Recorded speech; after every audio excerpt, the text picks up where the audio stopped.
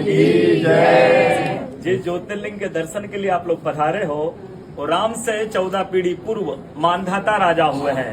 शिव पुराण में उल्लेख है जिन्होंने मां से नहीं पिता से जन्म लिया था। उनकी तपस्या से ये शिवलिंग प्रकट में स्थापित लिंग नहीं है।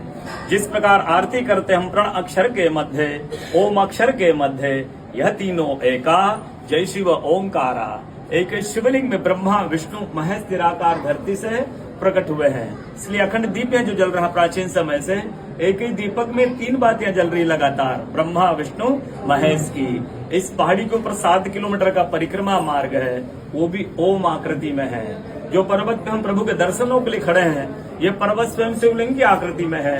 चारों तरफ नर्मदा मैया जलहरी बनकर बह रही है। पूरे 12 ज्योतिर्लिंगों में शयन आरती होती है, लेकिन बाबा का विश्राम ओंकारेश्वर ज्योतिर्लिंग में है तो उनके शयन के लिए झूला पलना चौपड़ पासे बिछाए जा रहे हैं। बाबा यहाँ विश्राम करके 3 बजे रात उठकर महाकालेश्वर जाएंगे, वहाँ स्नान करेंगे।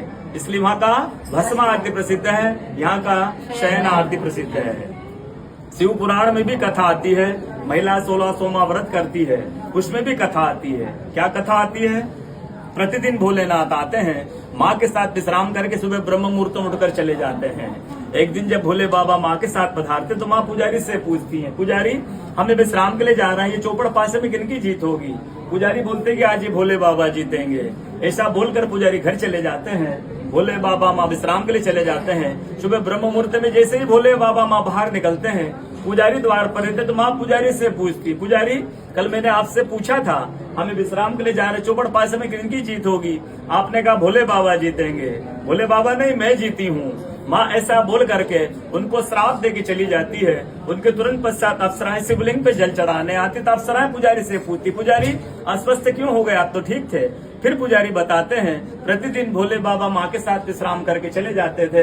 कल भोले बाबा माँ के साथ पधारे, माँ ने मुझसे पूछ लिया, पुजारी हमें विश्राम के लिए जा रहे चौपड़ पासे में किनकी जीत होगी?